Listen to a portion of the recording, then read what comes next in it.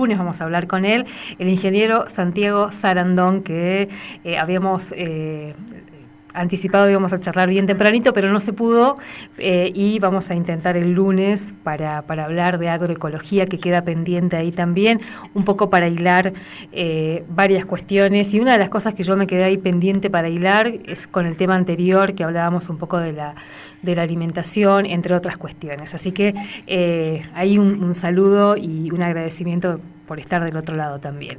Pero hoy es viernes y en este horario está Ana María Gorosito Kramer, la Goro, para las columnas de todos los viernes. Y yo le decía a Ana hace un ratito, el juicio por la verdad de la masacre de Napalpí, contado por ella, es una de esos lujos que nos podemos dar aquí en la radio de la universidad. Así que, Ana, muy buenas tardes, ¿cómo estás?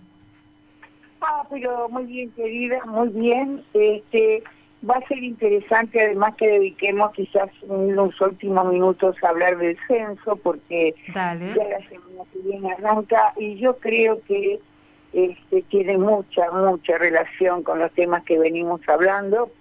Nosotros nos quedamos la semana pasada, hasta donde recuerdo, en la cuestión de cómo, digamos, el aparato de Estado, y a través especialmente de una herramienta que es la educación, consiguió a lo largo del tiempo instalar una imagen de visibilización indígena, que en el caso de la masacre de Napalpí se produjo recién después de que se decide al indio como el otro, el enemigo irreductible. Como enemigo irreductible, la persecución y las masacres, las matanzas que siguieron. Es decir, que acá tenemos un aparato del Estado que, digamos, desde la Organización Nacional en adelante, y especialmente durante el siglo XX, hasta avanzado el siglo XX, diríamos hasta la mitad del siglo XX, porque la última masacre registrada es más o menos de 1947, entonces tenemos, ves, la mitad del siglo XX, una barbaridad, ¿no? Ana, antes de avanzar ahí, Ana, por ahí podríamos como recordar, ¿no? Que estamos hablando de la masacre de Napalpí, de este juicio por la verdad que comenzó casi 100 años después de cometido esta masacre y que nos está 98, exactamente, 98 años. Fíjate cuánto demora la memoria en hacerse lugar, ¿no? Sí, exactamente. Sí, ahora sí, seguimos. Entonces, vos querés un breve resumen, ¿no es cierto, Alicia? Como para poner en contexto. Entonces, se produce el 24 de julio, el 19 de julio de 1924, invertí las fechas, en la colonia aborigen, que en ese momento se llamó Napalpí. Después un sector de Napalpí se llamó La Matanza. Te conté que alguna vez yo estuve trabajando ahí, pero por otros temas, y que pasa a ser colonia aborigen Chaco, actualmente en el centro del Chaco, muy cercana a la ciudad de Roque San Pedro. Entonces, en esa matanza hay una mayoría de población mocoy, es decir, mocoví, otro sector toba, algunos elementos vilela, y algunos criollos. Este es más o menos el componente humano. Y en esa matanza van a participar el Aeroclub Chaco, con un avión, donde hay una persona que está artillada y que evidentemente arrojó una bomba, no solamente arrojó caramelos para atraer a la población desde el aire y de ahí poder visualizar dónde se encontraban, sino que además claramente hubo una bomba que se lanzó desde la Carlinga. Participaron además funcionarios de lo que se llamaba el Ejército de Línea, que en ese momento se llamaba Gendarmería. Todavía no era la Gendarmería Nacional, que se creó en 1938, pero se llamaba así, ¿no? El Ejército de Línea, Gendarmería. Y participa la población civil armada.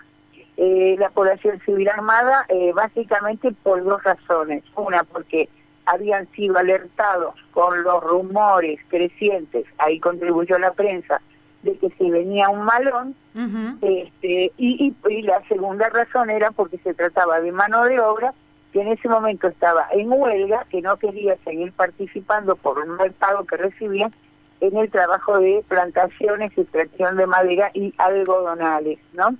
Entonces es una huelga, formalmente es una huelga indígena que se traviste de malón. Entonces se arma a esa población civil, eso está totalmente fue testimoniado, con envío de armas, de Mauseres, para que la población, entre comillas, se defendiera, lo que en realidad resultó en un ataque brutal, porque obviamente la población indígena estaba totalmente desarmada y en dos circunstancias, digamos, que confluyen. Por un lado, reunidos en un gran galpón de acopio, que era donde estaban justamente como en condición de trabajadores brazales, y aquí hay básicamente están los Com y los Vilela, y luego, muy cerca de ahí, una concentración de Mocoví, que sabían de estos rumores, de que se venía una represalia,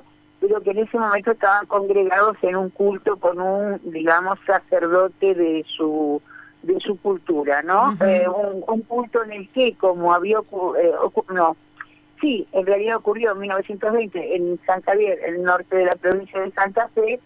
La idea era de que cuando sufrieran el ataque, los muertos, Mocoy, los guerreros muertos, iban a salir de sus tumbas e iban a vencer en la refriega. Fíjate, así que hay elementos de toda índole, ¿no es cierto?, en este proceso de Napartí, donde la cifra de muertos no se sabe exactamente, una cifra muy conservadora habla de 200, otros hablan de más, donde en realidad en los registros de la época se registran 5 muertos, en las primeras actas con sus nombres y apellidos criollos, porque ya habían sido despojados, así como de su lengua había sido despojado de su nombre, y luego en una segunda acta de ese juez de paz Carrió, aparecen 3 como desconocidos NN, desaparecen notablemente sus nombres y solamente 2 identificados. Al año siguiente, en la Cámara de Diputados de la Nación se inicia un proceso de investigación, y ese proceso de investigación, después de dar muchas vueltas en letra muerta, pero a que han dejado, digamos, suficientes pruebas de archivo como para que en este momento historiadores y archivistas que participan como testigos estén aportando esas causas a la cuestión. En la reunión digamos, esta semana tuvimos 2 audiencias. Sí. Las dos se hicieron en la ex-ESMA. Ahí hablaron básicamente esta vez especialistas, ¿no? En la primera jornada, gente dedicada justamente al trabajo de archivo. Ahí notablemente una cosa bastante impresionante es que habló un historiador que fue piloto de aerolíneas y de Fuerza Aérea, investigando justamente lo de este avión. Y ahí que intervino en el proceso, y ahí donde queda claro por primera vez el tema de que efectivamente no solamente tiraban caramelos y visualizaban dónde estaba concentrada la población, sino que también tiraban una bomba. Por eso el estruendo que en algunas memorias de los sobrevivientes, y a través de sus abuelos, recuerdan eso, recuerdan el gran estruendo, la luz, etcétera, que corresponde a esa bomba, ¿no? Habló el equipo argentino de antropología forense, pero la verdad que recién está comenzando esta vara, o sea que no pudo aportar gran cosa. Y luego tenemos en la siguiente jornada, que fue la de ayer jueves, ahí ya directamente se enfocó en la cuestión jurídica, y te digo, fue espléndido, porque ahí hablaron historiadores, antropólogos, y cerró el doctor Zaffaroni esclareciendo un poco la aplicación del concepto de genocidio y crimen de lesa humanidad. Lo que sostiene Zaffaroni es que en realidad acá lo que debería prevalecer como la figura jurídica del proceso, la semana que viene van los alegatos, ¿viste?, de los fiscales y de los querellantes, para él la figura que debe prevalecer es la de justamente crimen de lesa humanidad, totalmente asimilado, digamos, en su estrategia, en su logística, en la participación civil y en la intencionalidad a los crímenes producidos durante la dictadura. Así que fue muy fuerte, Alicia, muy fuerte. Y a mí, ¿sabés qué me parecería extraordinario? Porque observo que hay cierta indiferencia sobre el asunto, la vida cotidiana, la vida académica, se lleva mucho tiempo, pero yo creo que debería promover la universidad una revisión de todos estos, este proceso, con visión, digamos, de cada una de las jornadas, quizá por separado, visión y discusión, porque creo que aporta, es fundamental esta extraordinaria pieza, es la primera vez que crímenes de lesa humanidad son juzgados en contexto indígena y en la construcción del Estado tal como lo conocemos, es la primera vez y por lo tanto es fundamental para una reconsideración de la perspectiva que hemos tenido hasta ahora sobre las relaciones con los pueblos originarios de la República Argentina. Es central que esto se haga. Sí. Pensaba, Ana, porque bueno, acá estamos hablando de un juicio por la verdad, pero es un juicio penal, con todas las características que tiene una instancia de estas características. Pensaba también en los efectos que puede llegar para después. No solamente identificar la responsabilidad del Estado en estos crímenes, sino en pensar en los procesos reparatorios que puede dispararse a partir de un juicio de estas características. Exactamente, por eso el valor histórico notable que está teniendo este juicio, porque a nadie les trae. Vamos a ver, si esta situación que tiene uno de los tantos estallidos en Napalpí de 1924 se prolonga con estrategias terroríficas de las que se habló en esta audiencia hasta las Lomitas 1947, con la masacre de la población Pilagá a niveles, querida amiga, que he soñado, he tenido pesadillas con esta cuestión. Ese es el impacto que están produciendo esos testimonios. Pero si es hasta 1947 que se visualizan como hechos, digamos, de represión organizada y sistemática, esto no quiere decir que la represión desaparezca, sino que empieza, digamos, a ser oculta, como la que asistimos hoy en día, en los pequeños hechos, en las pequeñas luchas, pero siempre con muerte generalmente de dirigentes. Si vamos para atrás, en el caso de la conquista que se llamó Conquista del Chaco, o conquista del general Victorica, que comandó, digamos, la expedición, pero no era el único. Recuerdo que ahí también estuvo implicado don Rudecindo Roca, nuestro primer gobernador del territorio, ¿no? Hoy en día tenemos que hablar de Roca, ¿no es cierto? Hay que hablar, hay que empezar a desmitificar, mostrar la cara oculta de nuestros, suponemos, próceres. Pero entonces, recupero el hilo, y si nos vamos para atrás, arranca, decía, en 1884 con Victorica, pero Victorica es la segunda fase de un proceso de exterminio que se va a producir en la frontera sur. Entonces aquí lo que estás diciendo, Alicia, es muy importante, porque quiere decir que el pueblo mapuche encuentra por esta vía judicial finalmente el camino para hacerse oír, para hacer justicia, digamos, y instalación de la memoria del oprobio, de la encarnizada lucha que se tuvo contra los pueblos originarios desde 1883 en adelante, ¿no? Y que terminan hoy, digamos, enfrentando a los pobres mapuches, digo pobres desde el punto de vista no de su condición étnica y de su cultura, pero pobres desde el punto de vista de la privación del acceso a la justicia.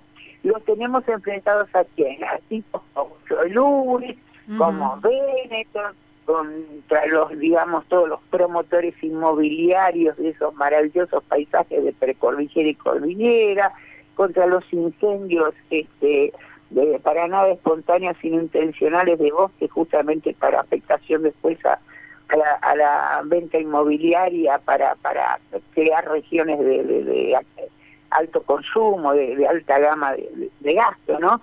Entonces es una cosa extraordinaria, insisto, a través de este juicio, por el valor histórico que tiene, y como has apuntado muy bien, Alicia, esto de que abre la puerta para sucesivas investigaciones. Y claramente para mí, Frontera Sur, sin duda, porque ahí hay pruebas en cantidad, ¿no? En cantidad. Es más, Misiones tuvo algo que ver con Frontera Sur, porque cuando Rudecindo Roca decide como un emprendimiento propio, acordate que los rocas son humanos, ¿no? El diseño azucarero era la gran fuente de riqueza, de renta, digamos, de las grandes familias tucumanas.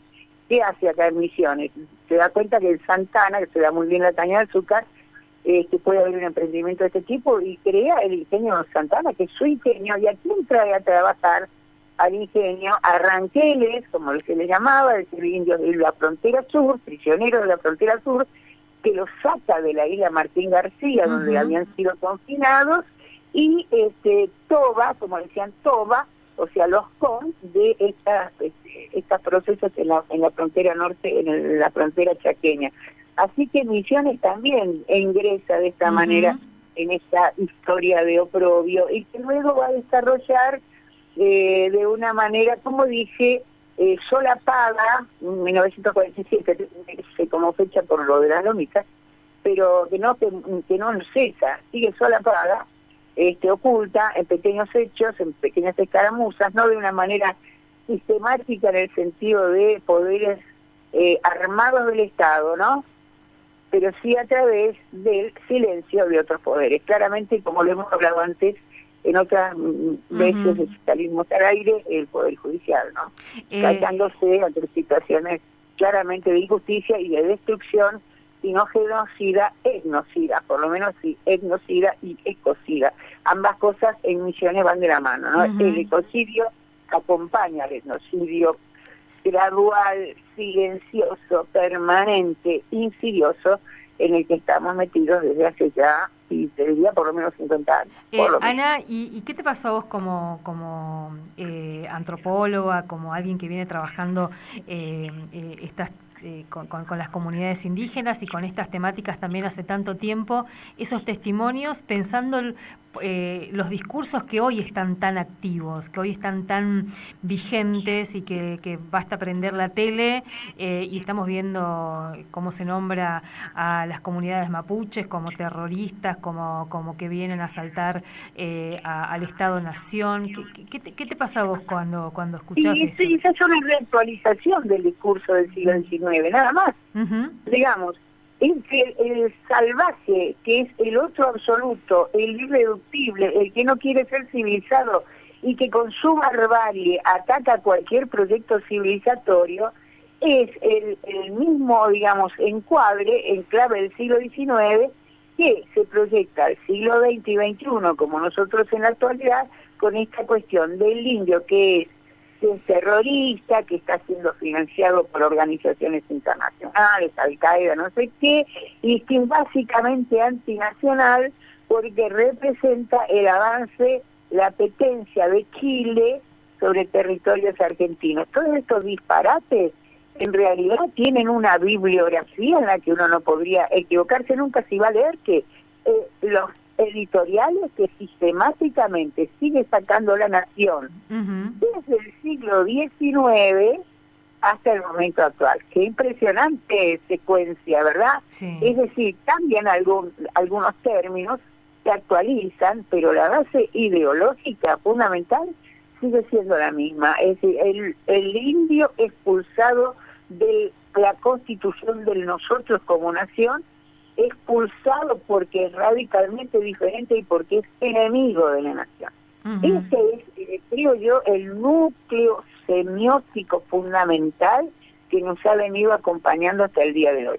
Y el tema es cómo esto luego se ramifica, como trabajaron Rosso y Artieda en su momento en nuestra audiencia, en los textos escolares, y van configurando nuestra apreciación del mundo indígena como un mundo que es completamente distinto al nuestro y que en el caso de Misiones, yo recuerdo el Misiones 4, es del pasado. No está, en el presente no está, ya no hay indios. Totalmente. Y la prueba de eso es que quienes se presentan como indios usan vaqueros, usan celulares, usan zapatillas Nike y se pintan el pelo de colores como cualquier chico de los suburbios, ¿entendés?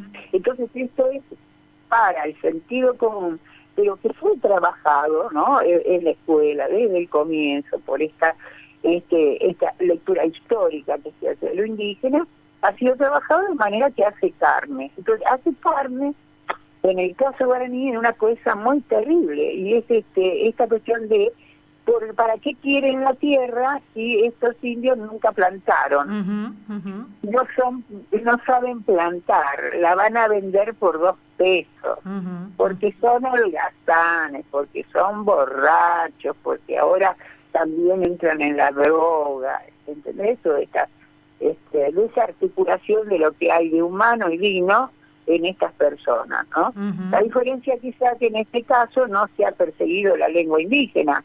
En el caso de Misiones, como ha sido muy claro en el resto del país, la persecución a la lengua indígena, simplemente porque esa lengua indígena estuvo tan oculta, digamos, en toda la amplia región, digo, Brasil, Paraguay y Argentina, oculta como una lengua interna, propia, te diría, de resistencia, que poco y nada se la ha conocido. Pero luego, vamos a ver la otra cara, en las instancias oficiales del Estado, se vuelve indiferente el procedimiento estatal al hecho de que efectivamente hablan otra lengua, y entonces se impone la versatilidad necesaria del castellano para ingresar en el mundo institucional. Y aquí no solamente vuelvo a mencionar a la justicia, sino también menciono a la educación. Y te la voy a mencionar en un plano donde la conozco muy de cerca, porque mirá que estuve bregando por el asunto con gente, por supuesto, de autoridades que me acompañaron, y es que en la universidad también se impone esto, ¿no? Se impone que como es un estudiante igual a cualquier individuo de la nación, ¿qué es lo que se le exige? Y se le exige un buen desempeño del castellano para empezar a leer textos de filosofía, de las guerras púnicas y qué pasaba con el Peloponeso, ponele cosas así. Habría que ver cuál es la importancia que tienen hoy en la formación de un joven, de una muchacha que ingresa al campo de las humanidades, ¿no? Y bueno, entonces, ¿qué es lo que pasa? La lectoescritura, y donde la educación de segundo, tercero, cuarto nivel o categoría consiguen aprender, mal que mal, cuando llega el momento de los exámenes parciales, bueno, ese alumno rebota. ¿Por qué? Porque se supone de él que tiene un desempeño adquirido que nunca se le ha inculcado realmente, nunca se ha trabajado sobre ese desempeño. Ana, llegamos hasta acá, ¿te parece? Porque ya estamos cerrando ahí el programa, pero volvemos la semana que viene sobre este tema y lo que nos va disparando también, y comparto, es realmente muy interesante poder ver, analizar, discutir lo que nos está dejando este juicio por la verdad de la masacre de Napalpí. Ana, un placer escucharte como siempre. Una palabrita, cuando lleguen, si no lo han completado todavía, llega la gente censal y se les pregunta sobre si reconocen algún antepasado étnico, indígena o afrodescendiente, por favor piénsenlo bien. Por favor, piénsenlo bien, porque va a ser la primera vez en la Argentina que vamos a conseguir tener cierta visibilidad de aquello que la nación argentina ha ocultado, negado durante demasiados años. Ana, ese es mi mensaje a tu audiencia, querida. Muchas gracias, Ana, un abrazo enorme. La Goro en los micros y en el podcast después.